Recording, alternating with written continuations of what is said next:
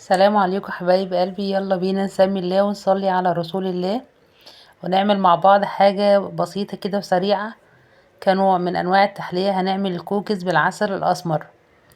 هنجيب كوباية من العسل، حوالي ربع كيلو، يعني من 250 ل 300 جرام عسل اسمر، حباية واحدة بس من البيض، ورقة من الفانيليا.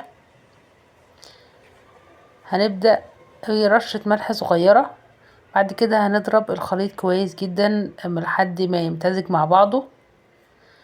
هنجيب نص كوباية من السمنة، بس السمنة دي انا يدوبك هفكها بس على النار عشان الجو برد، مش هنسخنها، يدوبك بس تفك. نص كوباية ده كان حوالي 125 جرام من السمنة، يعني المج اللي هو بياخد ربع كيلو هنحط نصه بس. هنخلط العسل والبيض مع السمنة كويس جدا.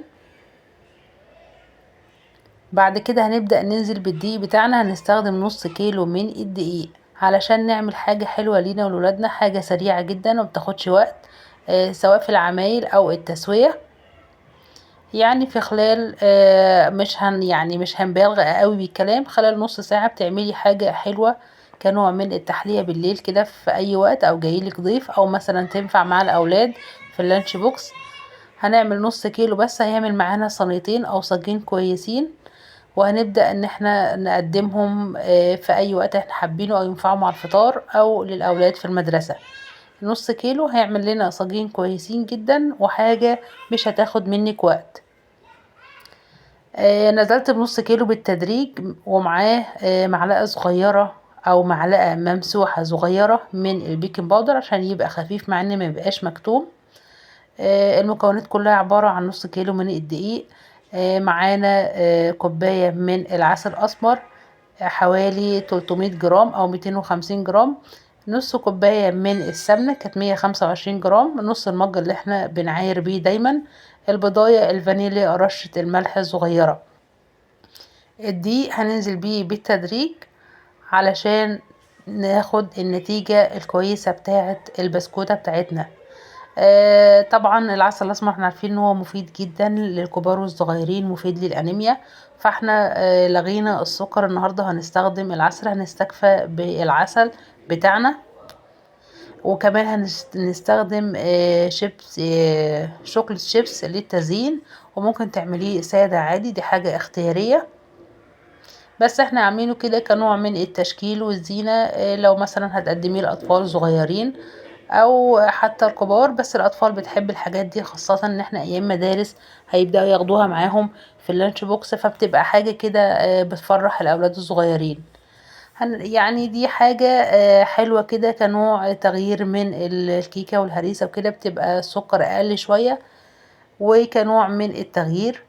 هننزل بالدقيق بالتدريج لحد ما نلم العجينة. العجينة بتبقى طرية دوك، بنسيبها مكملش على ما نحضر بس الصينية، بنلاقيها شدت شوية، بتبقى في الاول كده بتبدأ بتشبط في الايد. عبل ما تجيبي الصينية بتاعتك وتولعي الفرن، قبل ما تبدأي تشكيل خالص وتقطيع في العجينة، بتشغلي الفرن بتاعك علشان يسخن على درجة حرارة كويسة، وندخل بالبسكوت بتاعنا. بتلاقي العجينة شدت معاكي على ما جهزت الصينية وولعت الفرن، بتلاقيها مسكت شوية بعد ما كانت مشبطة كده.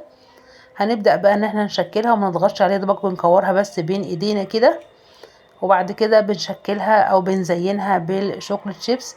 بنرص الصينيه بتاعتنا، بنحاول نسيب مساحه صغيره بحيث ان هو لو نفش معانا او فرد، عشان شويه البيكنج باودر اللي احنا حطيناهم.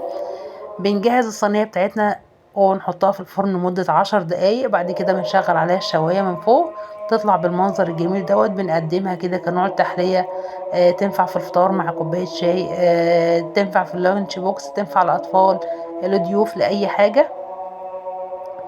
أتمنى الفكرة تعجبكم، وأتمنى أن أنا أكون أفدتكم. بإذن الله مكملين مع بعض في وصفات بسيطة وسهلة، ونتقابلوا على خير في وصفة جديدة إن شاء الله. أتمنى دعمكم، وأتمنى أن انتوا تعملوا لي لايك واشتراك علشان مش هنكبر غير بيكم. ونتقابل في وصفة جديدة بإذن الله، والسلام عليكم.